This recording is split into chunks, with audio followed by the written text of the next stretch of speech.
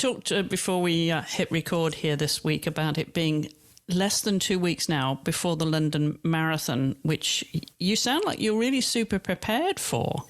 Yeah, I hope so. I mean, the running side of it has gone well. I'm just in the tapering bit now when, I've done all my really long runs. The longest I've gone is 32 kilometres, which is only 10K off the marathon distance. And then, just kind of focusing on my diet and sleeping and not drinking alcohol at the moment. So it's, I think I'm hoping it goes well. I mean, obviously on the day there's a lot, it's always unpredictable. There could be some factors like rain or something like that, but I'm feeling quite confident. Yeah. Yeah, this is going to be very exciting to follow you. Is there any way we can follow you over here? I'm sure it'll be on TV in the UK, but I don't know if it'll be broadcast internationally. We'll have to look out for that. But we will do a post-mortem and the show after the race. So we get a full analysis, right? You'll be able to report on your own race. Yeah, I mean, I feel like my mum would hate the description post-mortem. No, she's a bit, she wasn't buzzing when she heard I was doing it, but I mean, she is now that she's seen I've trained. But no, I'm definitely up for talking about it, and hopefully what will be a really good experience, I'll be very happy to share. A debrief. Yeah, I think debrief is a nicer phrase. All right, well, we got a ton of news as always this week. I do want to start because as we're recording this, it's going to be the second of the US women's team playing Paraguay. They had 2 friendlies. They got 4 friendlies at home in the US over September and October, and these first 2 against Paraguay, they played the first one last week and they have the second one this evening as we're recording here on a Tuesday. And it was very, very one-sided. It's I don't know what to say about it. I mean, Carly Lloyd scored 5 goals. Tobin Heath scored. Lynn Williams scored. Andy Sullivan's back on with the team again after her injuries, and she scored a couple of goals. But it was too easy for them. It was so one-sided, and we're going to see that all over again tonight, I'm sure. Yeah, and I mean, England women as well. They're playing Luxembourg after beating Macedonia 8-0 on Friday. And that 8-0 scoreline should have been a lot higher because they had 48 shots on goal. Some really one-sided games, which I don't think is that fun for anyone, to be honest. But, I mean, it just kind of shows that, obviously, some countries are performing really well at women's football, but there needs to be a lot more kind of worldwide investment in women's games so we can get more countries up to the same standard and have more competitive games. Because Paraguay, for example, they apparently had not played together as a team since 2019. Yeah, so it was a bit like, our team playing a high school team. I mean, I don't mean to be disrespectful, but, they just hadn't had the gameplay, the match play. So, facing one of the best teams in the world is not exactly where you want to come out back on the international scene, is it? Yeah, I mean, I suppose there was the pandemic in the middle, but I don't really think that's, the other nations were able to play matches. And even here in England, we just had England versus England, essentially, and then kind of managed to get friendlies as soon as possible. So obviously coronavirus is probably a factor in that, but it's still not really much of an excuse. And it was obviously played out on the pitch because they just couldn't, absolutely no any kind of opposition for the US team. No, none whatsoever. We have a couple of other football stories, so we might as well get to them. And that the other one was about FIFA hosting a summit on their international calendar amid plans for World Cups every 2 years. And we've seen some backlash to that already. And do you remember last week we mentioned how Jill Ellis, the former US coach, she's on the committee that is deciding this new international calendar and having a World Cup every 2 years. But there's been some backlash, hasn't there, to that? Yeah, so Jill Ellis, I think, was speaking on Sky Sport News about it. And she did sound herself a little bit like not entirely convinced. She said that she is open to everything, every initiative and every perspective that can grow the landscape. Would a Women's World Cup every 2 years be under consideration? She said, certainly, but I want to learn more about it. I want to learn more about the perspectives of others who will be sitting at the table as well. So it's not exactly a ringing endorsement for the idea. And yeah, I think kind of among people in women's football, so players, I think are quite anti it. So England's Demi Stokes, she said that mentally and physically it'd be too challenging for a lot of the women's players. Like obviously these tournaments are massive in terms of kind of getting yourself physically ready, but then also just, you know, mentally psyched up for it. And then the chances are you're probably going to be disappointed by what happens in the tournament because only one team wins, and then, you know, kind of recovering from that. So she said no. And then also England's new manager, Sarina Wiegman, again, kind of emphasised that it wouldn't be very good for player welfare.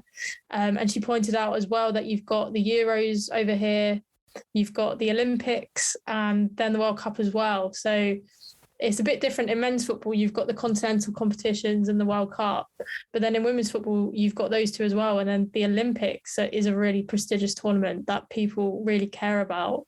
So then what you do, what do you do? How do you fit in a World Cup every 2 years in that congested calendar?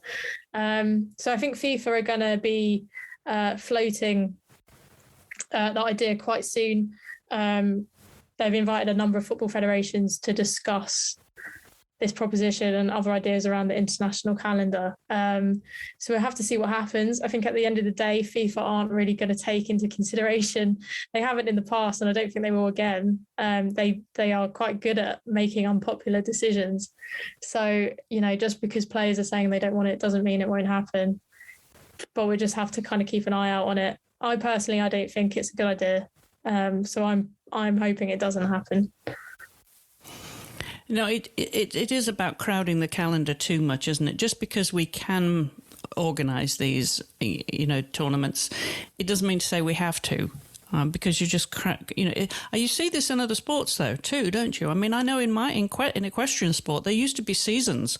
There isn't anymore. You just go year round. You know, with show jumping and eventing and dressage, the 3 Olympic disciplines. You know, you used to have a spring season and an autumn season, full season in eventing, but not now. You just go, round the calendar. So it almost becomes too much. You know, I'm thinking about lacrosse, and lacrosse has a season of July and August, and that's it. Or is it June, July? I mean, it's summer, and that's it, right?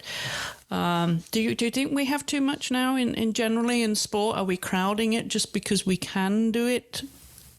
Does it mean to say it's the best thing for the sport? Yeah, I don't think it is. I think it's important that the players are put first and have time to rest.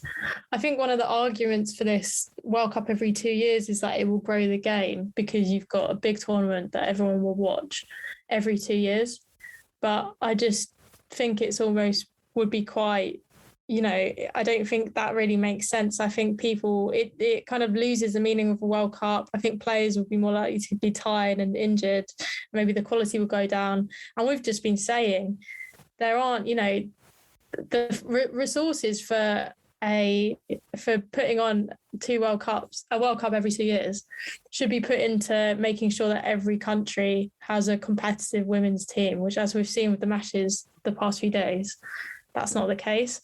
And then if they made every nation more competitive, the World Cup every 4 years would be more competitive and more exciting to watch, which in itself would be a really great advert for women's football, rather than having, a World Cup every 2 years. So that's what I think they should do personally, but I'm not in charge of FIFA, so don't know if that's going to happen. Yeah. No, I think we'll hear more about that, of course, and we'll let you know how that goes when decisions are made. And we're going to turn now to rugby because we do have a first for women in the Premiership Rugby tournament. Yeah, so this is really great news. Referee Sara Cox, she is going to become the first woman to referee a Premiership Rugby match, which is going to be the Harlequins versus Worcester match at the Twickenham Stoop on the weekend. So yeah, she's already kind of just a massive trailblazer for female referees in the men's game. She's already kind of made history numerous times. I think she was the first professional female rugby referee in men's rugby in the country. So yeah, that's a really kind of big step forward, really, and hopefully she'll be refereeing many more games to come. Yeah, good for her, paving the way. Are we going to turn to climbing now and the International Federation of Sport Climbing? They've come out with an apology for objectifying women in the sport. Bring us an update on that, because it's not the first time, is it? Yeah, I think this is probably the kind of most unique thing about the story is that it's the second occurrence to the same climber. So Johanna Faber, who is an Austrian climber, she was competing at the World Championships in Moscow at the weekend, and yeah, so she was competing in the women's bouldering semi-finals, and the broadcasters aired footage of her backside, essentially kind of a close-up shot. And a similar thing had happened to her in June at the World Cup in Innsbruck, a similar shot, which left her, she released a statement afterwards and said it was disrespectful and upsetting. The broadcaster back at that event in June had to apologise, and they cut the footage out of the broadcast. So just a very similar thing happening here with the Russian broadcasters. So Faber hasn't commented on it, but the FISC, which is the Federation for Sport Climbing, have deeply apologised. They said they condemn the objectification of the human body and will take further action in order for it to stop and to protect the athletes.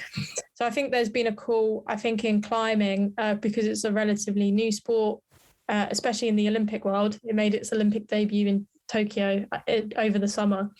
I think there's laws and policies in place in other sports which prevents kind of camera shots in certain areas of the body and stuff like that, and they don't have those in place in climbing yet. So I think there's a call to get to do that and protect female athletes more. And yeah, I mean, it's just obviously the fact it's obviously kind of the broadcaster issue, but for it to happen to the same climber twice is just, it's not great. No, it certainly isn't. Well, hopefully there's not going to be a third time that they will get their act together there. That is totally disrespectful. Oh, okay, we're going to move to swimming now. We've got a couple of stories in swimming this week, and they involve Australians, don't they? 2 Australian swimmers. Yeah, so the first one's about Shayna Jack, who is... I mean, most people, I think, will remember her because she received a 4-year doping ban back in 2019 at the World Championships. And it was a bit of a shock because she was kind of a young, up-and-coming swimmer, very talented. It was a period as well when there was a lot of there was a doping case in Chinese swimming, and the Australian swimmers had been quite vocal about it. And then this happened. So it was, obviously created a lot of headlines. But she is now actually clear to compete. So her ban was initially 4 years. She then appealed this at the Court of Arbitration for Sport, and it was halved to 2 years.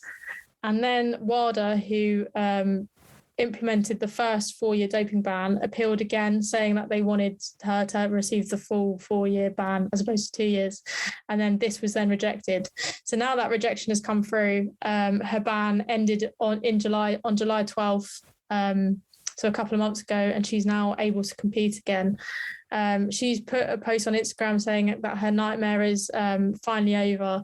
She's now free to do what she loves with no restrictions, and she says she's so overwhelmed with joy. And I'm sure we'll see her compete probably quite soon. I think the World Aquatics Championships are taking place in Japan in May, and then we've got the Commonwealth Games next year as well, so I'm sure she'd compete then. So yeah, I mean, it's that to me has just absolutely flown by. Those 2 years. I remember when that story was breaking. It doesn't seem like 2 years ago, but it really doesn't. We were talking about it right at the start. It's as you say, it's flown by. Yeah, it's gone very fast. And obviously she's missed the Olympics, but I'm sure she's gonna now be aiming to kind of get her career back on track. We're talking about tournaments that are happening right now. There's news about the ICL and one of her teammates, the Olympic gold medalist Maddie Wilson, who has been tested positive to COVID. Yeah, so Maddie Wilson, she's actually been hospitalised, which obviously is shows she's struggling with the illness quite badly. She's actually double vaccinated against COVID as well, so she's issued a bit of a warning about the fact that you can be double vaccinated but still be hit by COVID as well. So she is currently competing in the International Swim League, and the positive test and the hospitalisation means she can't compete at the event in Naples, which is why she was in Italy. So hopefully, she'll just take some time out and recover fully, because obviously we've all heard about long COVID and the impact COVID can have on athletes, especially who are normally so fit, and it kind of just takes away a lot of their fitness and breathing capacity. So obviously a very talented swimmer, so I'm hoping she makes a full recovery from COVID. Yeah, good luck to her. And that's the thing with social media now, they do keep their fans up to date through their social media. Don't go away, we'll be back with a lot more news after this commercial break.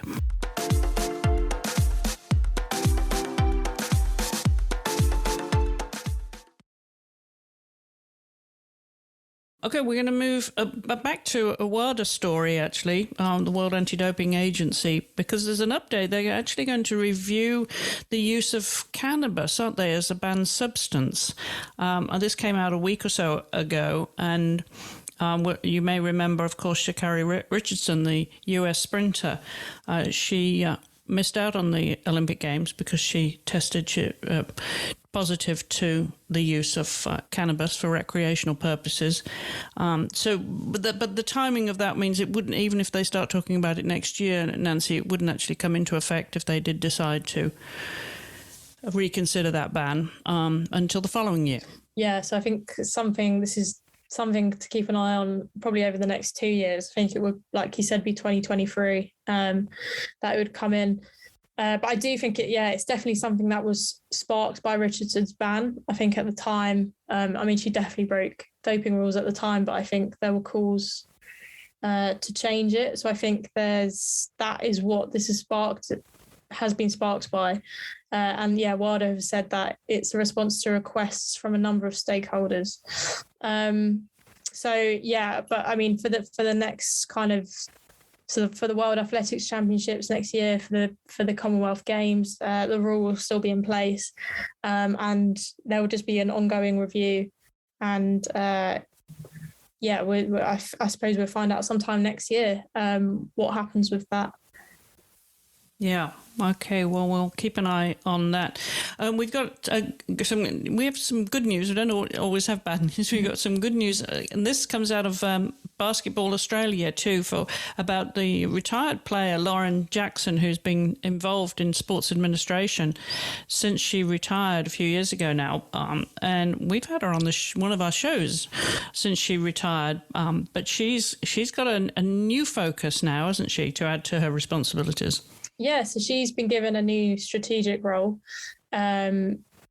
helping women and girls play encourage them to take up basketball, which I think is really, really great news. So she's been leading the Women's National Basketball League and focusing on greater professionalism and sustainability of the league. And now she's moving to Basketball Australia, which is obviously kind of the overall governing body for basketball in Australia. So she have direct responsibility for delivering the women and girls strategy, government relations, and broader strategic partnerships. Like you said, she's obviously massively successful basketball player, a 4-time Olympic medalist, and I don't think there's probably no one better in Australia to pick to do this job.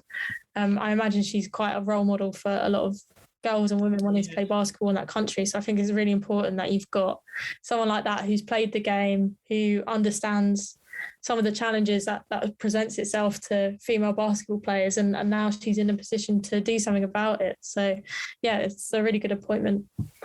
Yeah, good for her. Because they're a powerhouse, aren't they, Australia, when it comes to basketball, women's basketball? Yeah, I mean, I think just the US kind of pipped them, really. But yeah, otherwise, I mean, Jackson won a silver medal at Sydney, Athens, Beijing, and then bronze at London. So they're always up there among the best in the world. Yeah.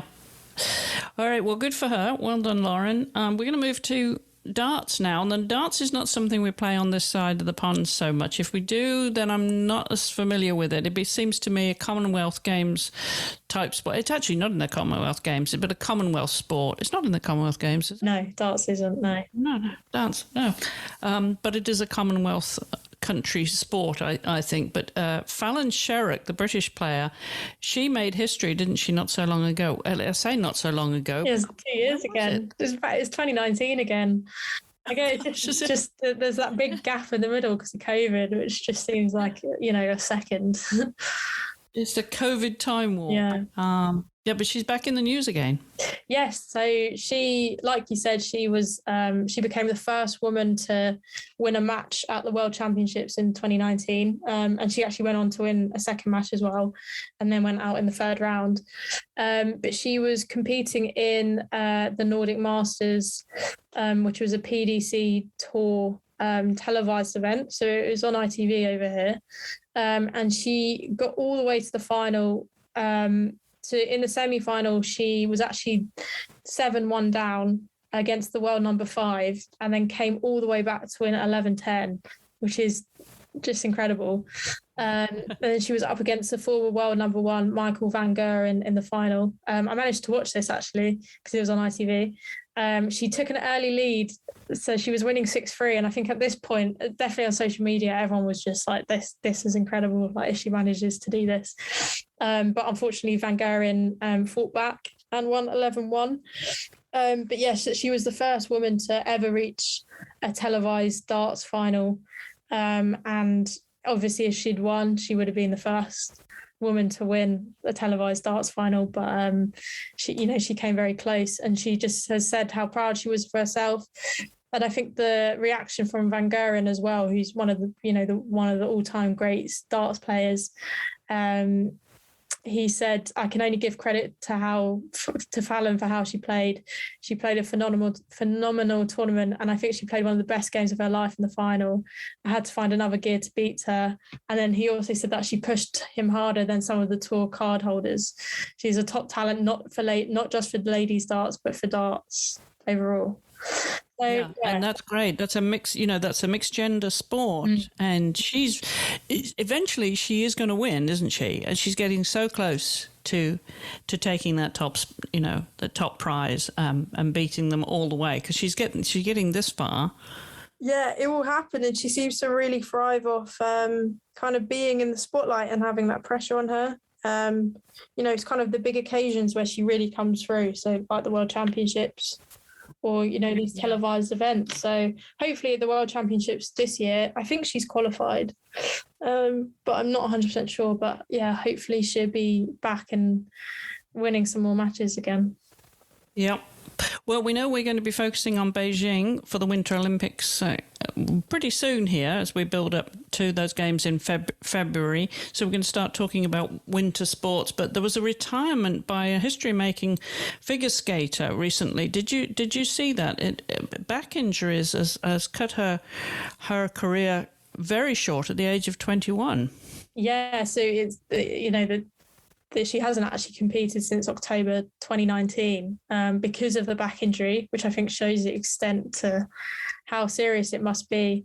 But yeah, she was she was the first woman to land a quadruple jump in a senior competition.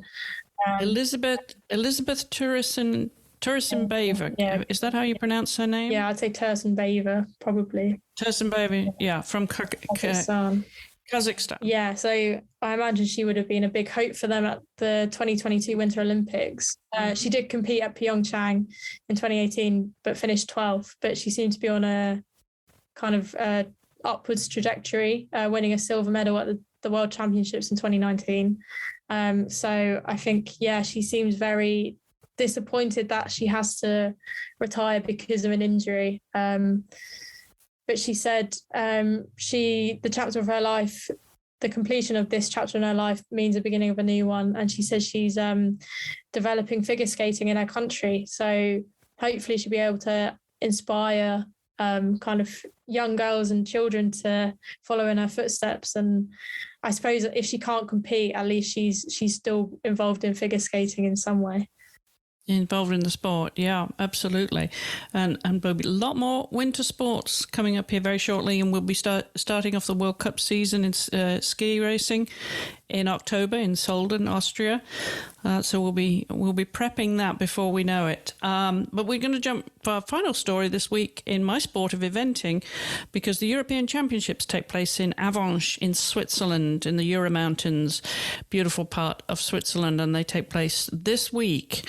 And the European seniors now with the Europeans, usually it's every 2 years outside of, the Olympic cycle. So it's Olympics, Europeans, Worlds, Europeans. That's usually how it goes. But because of COVID, of course, we've got a European Championships in the 3 Olympic disciplines in the same year as an Olympic Games.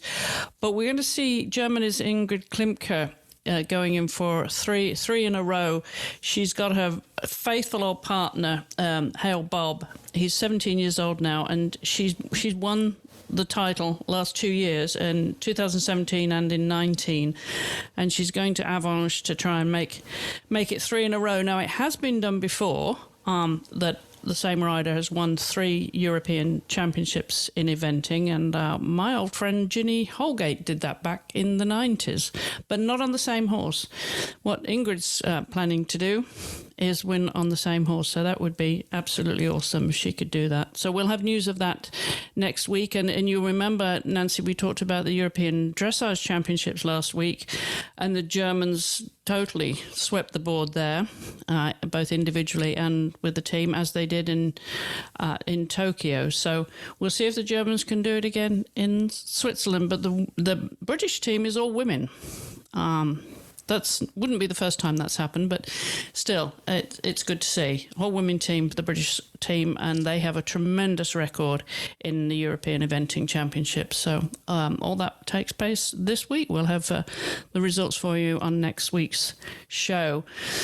I think that's about it for this week, isn't it, Nancy? Yeah, good range of sports and news. And yeah, I'm sure we'll probably have some more football next week as well, with the international window closing and the domestic league starting again as well. Yes, of course, it all starts for you as it winds down for us, doesn't it? Yeah, I mean, so we're into our third week now. So the next weekend will be the third weekend of fixtures. And like you said, I think you've got it's the final match, is it in November? Yes, yeah. I think it's November. And of course, you're without Tobin Heath on your Arsenal team just at the moment, while she has national duties over here. Scored a goal. Did you see the goal she scored? I did, yeah. Yeah, good goal, yeah. But you can have her back when we're yeah, I am excited to see when she does make her debut, because, yeah, I don't think she's actually come over here yet. So hopefully we'll see her soon. Yeah, all right. Well, we'll have updates on that, because, of course, that is Nancy's favourite team, Arsenal, women's and the men's. You do follow both, Jamie? Yeah, both. But the women are doing better at the moment, so I'm giving them more attention. Super. Okay, well, we'll be back next week with more news. In the meanwhile, Nancy will be counting down to that London Marathon on the 3rd of October, the London Marathon. So we'll talk more about that next week, Nancy, and you might be starting to get butterflies this time next week. Yeah, I mean, it would be this time next week. It'll be very close. So yeah, I think there's like the running show at the Excel Centre and stuff for me to go along to. So I'm sure I'll be able to keep myself distracted. There you go. I'll remind everybody how they can find you on social media and read about what you're writing about. Yeah, so my Twitter handle is Nancy_Gillen. My Instagram handle is NancyGillen_sports. And then, so I write on Give Me Sport Women, and our Twitter handle for that is Give Me Sport W. There you go. And we're at WiSP Sports, of course, on social media, and wisports.com online. And I should mention that The Bolder Woman, the show that we broadcast 2 years ago now, we had 2 seasons of The Bolder Woman. It's stories about women over 50 who are still competitive in a variety of sports. Well, now that has its own channel. So if you just want to listen to The Bolder Woman stories, which are so inspiring and motivational, my goodness, women from 50 to 85, even 93, I think, a tennis player.